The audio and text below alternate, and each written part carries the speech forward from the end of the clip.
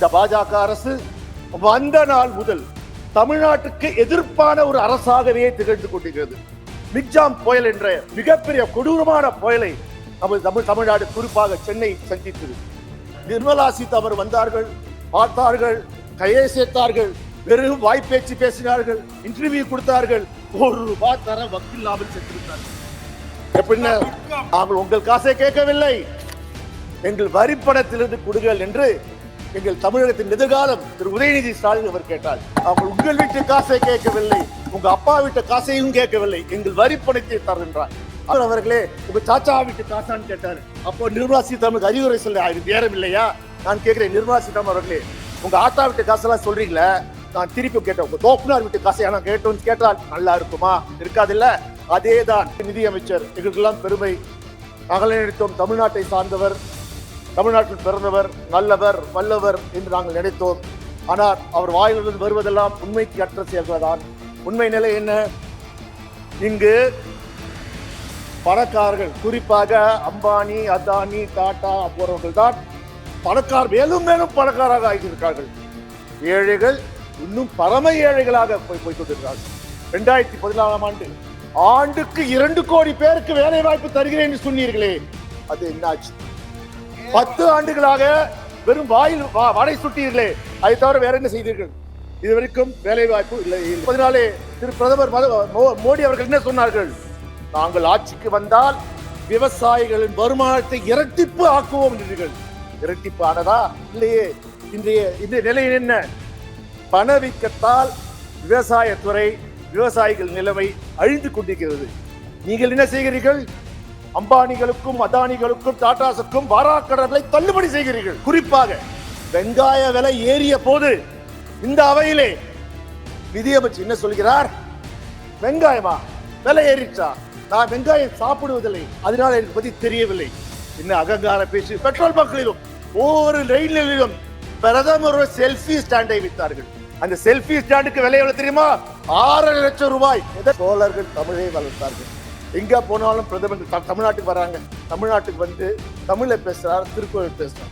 இதே கர்நாடகாவுக்கு போனா கன்னடத்தில் பேசுறார், கேரளால போனா கேரளால மலையாளத்தில் பேசுறார், ஆந்திராவுக்கு போனா தெலுங்குல பேசுறார், வெஸ்ட் பெங்கால் போனா அங்க போய் பெங்காலி பாஷையில பேசுறார். அதாவது எங்க ஊர்ல ஒரு சொல்லுவாங்க, அதாவது கோழி பிடிக்கிற வந்து போன்னு கோழி கூப்பிடுவானா. கோழி நினைக்குமா, ஆஹா நம்ம மாதிரி பேசுறானே, நமக்கு நண்பர்னு நினைக்குவான். அவனுக்கு தெரியும், அப்பதான் தெரியுமா அவன் கோழியை வறுத்து சாப்பிடுவதற்காக அந்த கோழி பாஷையிலே பேசினான் என்பது. அதே போலதான் இங்கே நடந்து கொண்டிருக்கிறது. அதே எங்கும் நடக்காத ஆச்சரியம். பிரதமர் 2019 அடிக்கல் நாட்டினார், ஒரு செங்கலை விட்டார். இன்றைக்கும் மதுரை எய்ம்ஸிலே ஒரே செங்கல் தான் இருக்கிறது. அந்த செங்கலுக்கு தவிர சுற்றி காம்பவுண்ட் வாலை கட்டி இருக்காங்க. எய்ம்ஸ் கல்லூரி கட்டமைப்பே இல்லாமல் 300 கல்லூரி போனீங்களே, அப்போ யார் மீது சிபிஐ வழக்கு போட வேண்டும்? ஹெல்த் அமைச்சர், சுகாதார அமைச்சரா, பிரதமரா, யார் மீது அவர்கள் வழக்கு போட வேண்டும்? உங்களுக்கு வந்தா ரத்தம், எங்களுக்கு வந்தா தக்காளி சட்னியா? நான் கேட்கிறேன். இவ்வாறு பண்ணால் அறிஞர் அண்ணா சொல்வார்கள், வடக்கு வாழ்கிறது, தெற்கு தேய்கிறது. இப்போது என்னன்னா, தெற்கிலிருந்து வர நிதியிலிருந்து வடக்கு செழிக்கிறது, குழுக்கிறது தான் சொல்லணும். வணக்கம் சார். அவைத் தலைவர்களுக்கு முதல் வணக்கத்தை தெரிவித்துக் கொள்கிறேன். இந்த இடைநிலை நிதி அறிக்கை ஒரு பெரிய கண் துடைப்பு, ஒரு மிகப்பெரிய ஏமாற்றத்தை தந்துள்ளது. குறிப்பாக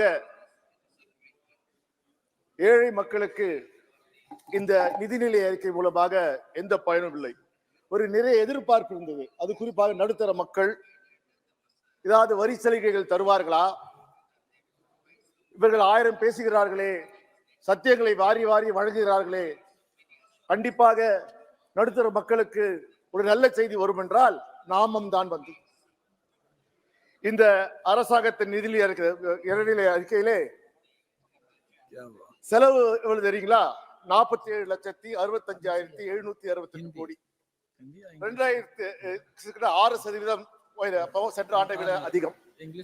இதில் 25% வெறும் வட்டிக்கு செலவிடுகிறார்கள். அவர்கள் வாங்கிய கடனுக்கு திருப்பி தர வட்டிக்கு 25% அவர் தருகிறார்கள். வெறும் 40% அவர்கள் செலவினமாக வைத்துக் கொள்கிறார்கள். மேலும் பார்த்தீங்கன்றால் வரைவு தீர்மானத்துக்கு ஒட்டிதான் இந்த பட்ஜெட்டே அமைந்திருக்கிறது. இது இந்த நிதிநிலை அறிக்கை பிரதான செலவுக்கு முன்னுரிமை கொடுத்து சமூக நலனுக்கு பின் தள்ளியுள்ளது. குறிப்பாக பார்த்தீர்கள் சமூக நல திட்டங்களுக்கு 7% இந்த மானியத்தை இந்த அரசு இந்த நிதிநிலை அறிக்கை குறைத்துள்ளது. குறிப்பாக உணவு மானியம் எங்கே இவர்கள் உணவு ரேஷன் கடையிலே இலவசமாக அரிசி கோதுமை தருகிறேன் சொல்கிறார்களோ அந்த உணவு மானியத்திலே 3.3% குறைத்திருக்கிறார்கள். பிறகு விவசாயிகளை விடுவார்களா? விவசாயத்துக்கான உரம் மானியத்திலையும் 13.2% இந்த நிதிநிலை அறிக்கை குறைத்துள்ளது. மட்டுமல்ல, பாதுகாப்பு மற்றும் சமூக பாதுகாப்புக்கு அத்தனையுமே இவர்கள் குறைத்துள்ளார்கள். ஆனால் இந்த நிதிநிலை அறிக்கையை வெளியிட்ட மாண்புமிகு நிதி அமைச்சர் எங்களுக்கெல்லாம் பெருமை. நாங்கள் நினைத்தோம் தமிழ்நாட்டை சார்ந்தவர், தமிழ்நாட்டில் பிறந்தவர், நல்லவர், வல்லவர் என்று நாங்கள் நினைத்தோம். ஆனால் அவர் வாயிலிருந்து வருவதெல்லாம் உண்மைக்கு அற்ற செயல்கள் தான் இருக்கின்றது. குறிப்பாக பார்த்தினால் இந்த இடைக்கால நிதி அறிக்கை ஏழைகளுக்காக, இளைஞர்களுக்காக, மகளிருக்காக, விவசாயிகளுக்காக என்று சொன்னார்கள். பார்த்தீங்கன்றால் உண்மை நிலை என்ன? இங்கு பணக்காரர்கள், குறிப்பாக அம்பானி, அதானி, டாடா போறவர்கள் தான் மேலும் மேலும் பணக்காரராக ஆகியிருக்கிறார்கள். ஏழைகள் இன்னும் பரம ஏழைகளாக போய்கொண்டிருக்கிறார்கள். இன்னும் சொல்ல போனால் இந்த அம்பானி, அதானி, டாடா நிறுவனம் போன்றவர்கள் 20% பணக்காரர்கள் தான் இந்தியாவின் 40% வருமானம் அவர்கள்தான் தான் இருக்கிறது. ஆனால் நடுத்தர மக்கள் இன்னும் ஏழையாகி கொண்டிருக்கிறார்கள். அவர்கள் வருமானம் 20% குறைந்து கொள்கிறது. இன்னும் சொல்ல போனால் சிலருக்கு வருமானமே இல்லாத நிலைமை வந்திருக்கிறது. இளைஞருக்கு வேலை வாய்ப்பு தருகிறேன் என்று சொல்கிறார்கள். எங்கே வரும் திருப்பி ஆட்சி தந்தால் இளைஞர்கள் தருவார்களாம். ஐயா பிரதமர் அவர்களே, என்ன சொன்னீர்கள்? 2014ஆம் ஆண்டு ஆண்டுக்கு 2 கோடி பேருக்கு வேலை வாய்ப்பு தருகிறேன் என்று சொன்னீர்களே, அது என்னாச்சு? 10 ஆண்டுகளாக வெறும் வாயில் வாடை சுட்டீர்களே, அதை தவிர வேற என்ன செய்தீர்கள்? இதுவரைக்கும் வேலை வாய்ப்பு இல்லை இல்லை இல்லை. பெண்களுக்கு வேலை வாய்ப்பு குறைந்து கொண்டே இருக்கிறது. 2016-17 11.88% குறைந்திருக்கிறது. 2021-22 7.96% குறைந்திருக்கிறது. இன்னும் இந்த பெண்கள் வேலை வாய்ப்பு குறைந்து கொண்டிருக்கிறது. 2014 திரு பிரதமர் மோடி அவர்கள் என்ன சொன்னார்கள்? நாங்கள் ஆட்சிக்கு வந்தால் விவசாயிகளின் வருமானத்தை இரட்டிப்பு ஆக்குவோம் என்றீர்கள். இரட்டிப்பு ஆனதா? இல்லையே. இன்றைய நிலை என்ன? பணவீக்கத்தால் விவசாயத்துறை, விவசாயிகள் நிலைமை அழிந்து கொண்டிருக்கிறது. நீங்கள் என்ன செய்கிறீர்கள்? அம்பானிகளுக்கும், அதானிகளுக்கும், டாடாஸுக்கும் வாராக்கடனை தள்ளுபடி செய்கிறீர்கள். பணக்காரர்களான கடனை தள்ளுபடி செய்வீர்கள். ஆனால் விவசாயிகளின் கடனை இதுவரை நீங்கள் தள்ளுபடியே செய்வதில்லை. அதற்கு மாறாக விவசாயிகளுக்கு எதிரான விவசாய மசோதாக்களை கொண்டு வந்தீர்கள். ஆனால் இந்தியாவை மக்கள் உறுதித்த குரலை எதிர்த்த பெண் அந்த மசோதாவை நீங்கள் பின்னுக்கு வாங்கி கொண்டீர்கள். முன்னு பார்த்தீர்கள், சில்லறை விற்பனை பணவீக்கம் இந்த 8 ஆண்டில் 7.8% உயர்ந்திருக்கிறது. மொத்த விலை பணவீக்கம் 9 ஆண்டில் 15.8% ஏறி இருக்கிறது. RBI சொல்கிறது 6% சில்லறை பணவீக்கம். ஆனால் நமது பணவீக்கம் 7.8 போயிட்டு. அது அத்தியாவசிய பொருட்களின் விலை ஏறிக்கொண்டே இருக்கிறது. இந்த 30 ஆண்டுகள் இல்லாத அளவிற்கு அத்தியாவசிய பொருட்கள் பணவீக்கம் ஏறிக்கொண்டது. இந்த நிலைமை என்ன? அதாவது சேமிப்புகளை, மக்கள் தங்கள் சேமிப்புகளை அவர்கள் பொழுது கழித்து கொண்டு வருகிறார்கள். வேறு வழி இல்லை. எதுக்கெல்லாம் சேமித்து போயிருந்தார்களோ அத்தனையும் அவர்கள் என்று கொண்டு வருகிறார்கள். குறிப்பாக பார்த்தீர்கள், இந்த பாஜக அரசு வந்த நாள் முதல் தமிழ்நாட்டுக்கு எதிர்ப்பான ஒரு அரசாகவே திகழ்ந்து கொண்டிருக்கிறது. சென்ற ஆண்டு மிக்ஜாம் புயல் என்ற மிகப்பெரிய கொடூரமான புயலை நமது தமிழ்நாடு, குறிப்பாக சென்னை சந்தித்தது. எங்கள் மாண்புமிகு முதல்வர் திரு மு.க. ஸ்டாலின் அவர்கள் பிரதமரை சந்தித்து, நேரடியாக சந்தித்து சுமார் 7033 கோடி கேட்டார். மிகவும் அது மட்டும் இல்லாமல் நிரந்தர நிறைவாக ஒரு 12,650 கோடியை கேட்டார்கள். இதுவரைக்கும் எங்களுக்கு வந்தது என்ன? 0 தான். ஒரு நயா பைசா கூட ஒன்றிய அரசிலிருந்து வரவில்லை. இத்தனைக்கும் ராணுவத்துறை அமைச்சர் ராஜ்நாத் சிங் வந்தார், பார்த்தார். ஏன் நிதியமைச்சர் நிர்மலா சீதாராமன் வந்தார்கள், பார்த்தார்கள், கையை சேர்த்தார்கள், வெறும் வாய்ப்பேச்சு பேசினார்கள், இன்டர்வியூ கொடுத்தார்கள், ₹1 தர வக்கில்லாமல் சென்று விட்டார்கள். எப்படின்னா இது கொடுமை என்னென்றால், நாங்கள் கேட்டோம், என்ன கேட்டோம்? ஐயா, நாங்கள் உங்கள் காசை கேட்கவில்லை, எங்கள் வரிப்பணத்திலிருந்து கொடுங்கள் என்று எங்கள் தமிழகத்தின் எதிர்காலம் திரு உதயநிதி ஸ்டாலின் அவர் கேட்டார். அவங்க உங்கள் வீட்டு காசை கேட்கவில்லை, உங்க அப்பா வீட்டு காசையும் கேட்கவில்லை, எங்கள் வரிப்பணத்தை தருகின்றார். அதற்கு நமது நிதியமைச்சர் ஒரு பிரஸ் கான்பரன்ஸ் வைக்கிறார். 1 மணி நேரம் எங்களை வசைப்பாடினார். வசைப்பாடி என்ன சொன்னார்? திரு உதயநிதி ஸ்டாலின் மரியாதையாக நடந்து கொள்ள வேண்டும், உங்க அப்பா வீட்டு காசு, உங்க ஆத்தா வீட்டு காசு எல்லாம் கேட்க கூடாது, மரியாதை இருக்கணும். ஆனா அவருக்கே தெரியவில்லை, பிரதமர் அவர்களே உங்க சாச்சா வீட்டு காசான்னு கேட்டாரு. அப்போ நிர்மலா சீதாராமனுக்கு அறிவுரை சொல்ல நேரம் இல்லையா? நான் கேட்கிறேன், நிர்மலா சீதாராமன் அவர்களே, உங்க ஆத்தா வீட்டு காசெல்லாம் சொல்றீங்களே, நான் திருப்பி கேட்டேன், உங்க தோப்புனார் வீட்டு காசை நான் கேட்டோம்னு கேட்டால் நல்லா இருக்குமா? இருக்காது இல்ல? அதேதான், உங்கள் பேச்சில் வன்மம் இருக்கிறது, அதை நாங்கள் கண்டிக்கின்றோம். அதே போல் பார்த்தீங்கன்றால்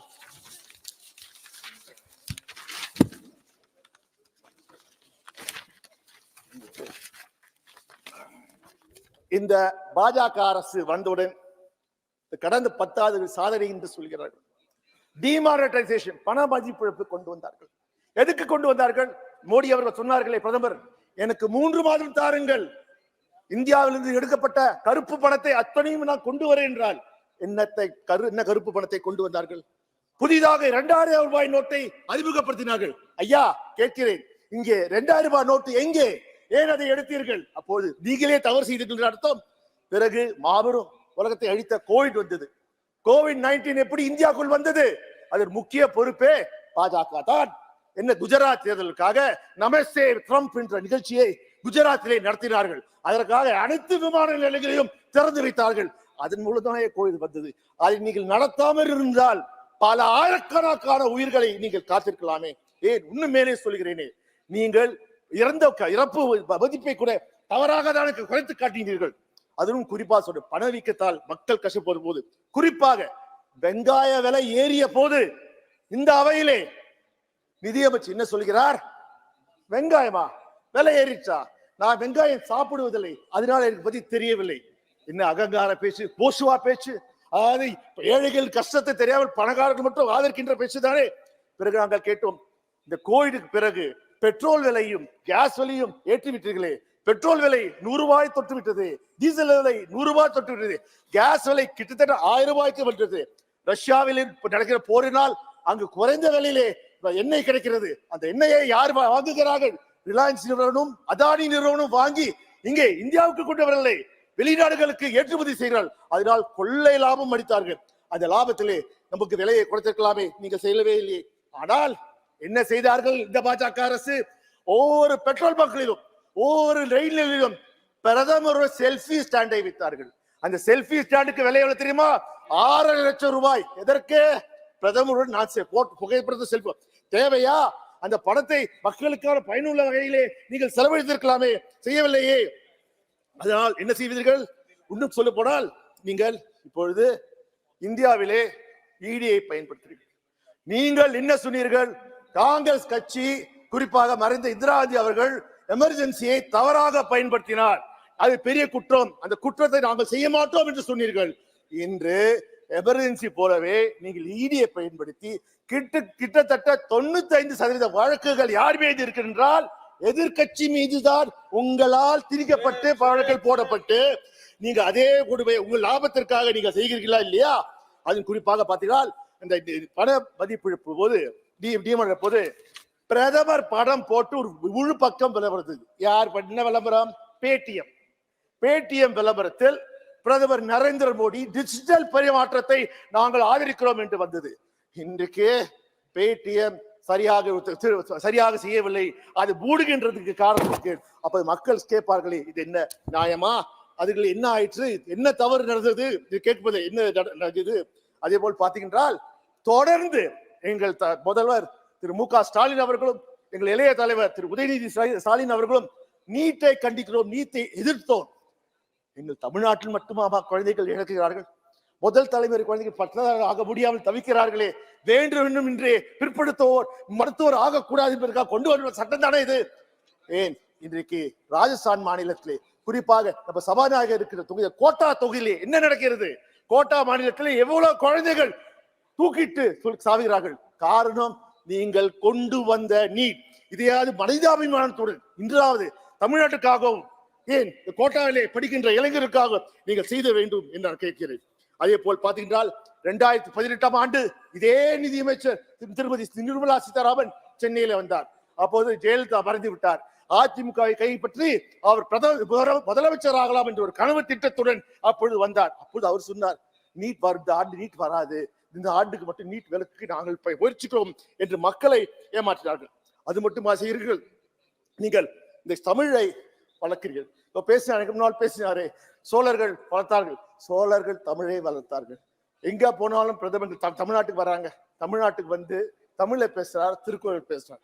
இதே கர்நாடகாவுக்கு போனா கன்னடத்தில் பேசுறார், கேரளால போனா கேரளால மலையாளத்தில் பேசுறார், ஆந்திராவுக்கு போனா தெலுங்குல பேசுறார், இந்த வெஸ்ட் பெங்கால் போனா அங்க போய் பெங்காலி பாஷையில பேசுறார். அதாவது எங்க ஊர்ல ஒரு சொல்லுவாங்க, அதாவது கோழி பிடிக்கிற வந்து பொன்னு கோழியை கூப்பிடுவானா. கோழி நினைக்குமா, ஆஹா நம்ம மாதிரி பேசுறானே நமக்கு நண்பர் நினைவான். அவனுக்கு தெரியும், அப்பதான் தெரியுமா அவன் கோழியை வறுத்து சாப்பிடுவதற்காக அந்த கோழி பாஷையில பேசினான் என்பது. அதே போலதான் இங்க நடந்து கொண்டிருக்கிறது. அதே போல் பார்க்கிறேன். குறிப்பாக நான் கேட்பது, இந்த பெர்ஃபார்மன்ஸ் ப்ரொடக்ஷன் லிங்க் ஸ்கீம் என்ற ஸ்கீமை நீங்கள் வைத்திருக்கிறீர்கள். இந்த ஸ்கீம் மூலமாக பயன்பெறுகள் யார் என்றால் பணக்கார முதலாளிகள் தான். குறிப்பாக எங்கள் திருப்பூரிலே பார்த்தீங்கன்றால் தொடர்ந்து எங்கள் திருப்பூரிலே நாங்கள் கேட்டுக்கொண்டே வருகிறோம், ப்ரொடக்ஷன் லிங்க் ஸ்கீமை கொண்டு வாருங்கள் என்று. ஆனால் இதுவரைக்கும் நீங்க பார்த்தீங்கன்றால் நீங்கள் கொண்டு வரவே இல்லை. இன்னும் சொல்லுவென்றால், there has been a large scale appetite towards MSMEs, especially textile industry in Tamil Nadu. For over 2 years, we asked you to pay attention to this. In 2022, our Chief Minister requested an emergency credit line guarantee scheme, MSME, in garment sector, particularly the Tirupur cluster in Tamil Nadu, which is a key foreign exchange earner for the country. The sector is undergoing a severe crisis and witnessing a sharp decline in month-on-month growth rate as a result of the economic impact of COVID-19, the Russia-Ukraine war, and the economic slowdown in the West. Lacks of job, particularly for the rural women, who from a significant chunk of the workforce are in danger. We asked a PLI scheme and a special emergency credit line guarantee scheme for MSMEs in the garment sector with 20% additional collateral-free credit, but got nothing. Last month, the Textile Mill Association submitted a joint memorandum to Union Finance Minister seeking extension of 1-year moratorium for repayment of the principal amount, conversion of 3-year loans under the emergency credit line guarantee scheme into 6 years term loans, and extension of necessary financial assistance to reduce the stress of working capital. I wish and hope at least the finance minister heeds to this. அதே அவை தலைவர்களே, குறிப்பாக railway துறை மூலமாக எங்கள் தமிழ்நாட்டுக்கு எந்த பாவமும் வரவில்லை. நான் ரயில்வே துறை அமைச்சர் இங்கே அமர்ந்திருக்கிறார். நான் 2019 கடந்த 5 ஆண்டுகள் பல முறை அவரை சந்தித்து கடிதம் மூலமாக கொடுத்து, குறிப்பாக எனது தொகுதியில் எலிபென்ட்ஸ் கேட் பிரிட்ஜ் நிலுவையில் இருக்கிறது. கிட்டத்தட்ட 7 ஆண்டுகளாக இந்த பணியும் முடியடையவில்லை. இந்த 5 ஆண்டிலும் நீங்கள் உண்ட எலிபென்ட்ஸ் கேட் பிரிட்ஜை பற்றி நீங்கள் எதுவுமே செய்யவில்லை. இப்படியாவது இனியாவது நீங்க இந்த எலிபென்ட் பிரிட்ஜ் செய்வீர்கள், தமிழ்நாட்டுக்கு, அது குறிப்பாக சென்னைக்கு தேவையான இதை செய்வீர்கள் நம்புகிறேன். அதே போல் பார்த்தீங்கன்றால், உலகத்திலே எங்கும் நடக்காத ஆச்சரியம், பிரதமர் 2019 அடிக்கல் நாட்டினார், ஒரு செங்கலை வித்தார். இன்றைக்கும் மதுரை எய்ம்ஸிலே ஒரே செங்கல் தான் இருக்கிறது. அந்த செங்கலுக்கு தவிர சுற்றி காம்பவுண்ட் வாலை கட்டி இருக்கிறார்கள். ஒரு கொடுமை என்ன என்றால், அவை தலைவர்களே, இன்று மாணவர் சேர்க்கை ஆரம்பித்து விட்டது. அந்த மாணவர்கள் இங்கே படிக்கிறார்கள், ராமநாதபுரத்திலே வேறு மாவட்டத்திலே படிக்கிறார்கள். உண்மையில் பார்த்தீங்கன்றால் இதற்கு சிபிஐ பல வழக்குகளை போட்டிருக்கிறது. என்ன வழக்கு? கட்டமைப்பு இல்லாத நிறுவனங்கள் எப்படி மாணவர்கள் சேர்க்கை செய்யலாம், அவ்வாறு சேர்க்கை செய்தால் அது இந்தியா சட்டத்தின்படி குற்றம் இருக்கிறது. அப்பொழுது எய்ம்ஸ் கல்லூரி கட்டமைப்பே இல்லாமல் 300 கல்லூரி போனீங்களே, அப்போ யார் மீது சிபிஐ வழக்கு போட வேண்டும்? ஹெல்த் அமைச்சர், சுகாதார அமைச்சரா, பிரதமரா, யார் மீது அவர்கள் வழக்கு போட வேண்டும்? உங்களுக்கு வந்தா ரத்தம், எங்களுக்கு வந்தா தக்காளி சட்னியா? நான் கேட்கிறேன். இவ்வாறு தொடர்ந்து நீங்கள் தமிழ்நாட்டை புறக்கணிக்காதீர்கள். தமிழ்நாட்டுக்கு அது குறிப்பா ஒண்ணு சொல்ல போனால் அறிஞர் அண்ணா சொல்வார்கள், வடக்கு வாழ்கிறது தெற்கு தேய்கிறது. இப்பொழுது என்னன்னா, தெற்கிலிருந்து வர நிதியிலிருந்து வடக்கு செழிக்கிறது, கொழுக்கிறது தான் சொல்லணும். இன்னும் பார்த்தீர்கள் என்றால் இன்றைக்கு அதாவது இது தமிழ்நாட்டில் நாங்க எங்க வரிப்பணத்தை ஒன்றிய அரசு ₹1 கொடுத்தால் எங்களுக்கு வருவது 29 காசு. ஆனால் இது உத்தரப்பிரதேசத்துக்கு அவர் கொடுக்கின்ற ₹1 ₹2.73 காசு. பீகாருக்கு ₹7.6 நான் சொல்கிறேன், ஐயா, இந்தியா ஒட்டுமொத்தமாக வளர வேண்டும். ஒட்டுமொத்த வளர்ச்சியிலே நாங்கள் எதுவுமே இல்லை. ஆனால் தமிழ்நாட்டை வஞ்சிக்காதீர்கள். அதே போல் எங்கள் தமிழை வளர்கள். இந்தியாவின் முதல் செம்மொழி தமிழ். நாங்கள் எந்த மொழிக்கும் எதிரானவர்கள், நாங்கள் அத்துணை மொழியும் ஆதரிப்பவர்கள், வரவேற்பவர்கள். ஆனால் மொழி திணிப்பு என்று வந்துவிட்டால் நாங்கள் எங்கள் மொழியை காப்பாற்ற தயங்க மாட்டோம், எங்கள் உயிரையும் கொடுக்க தயாராக இருப்போம். அவை தலைவர்களே, மீண்டும் ஒருமுறை உங்கள் நன்றியை தெரிவித்து, வாழ்க தமிழ், வாழ்க கலைஞர், வாழ்க தலைவர், வாழ்க தலைவர் மு க ஸ்டாலின் கூறி விடைபெறுகின்றோம்.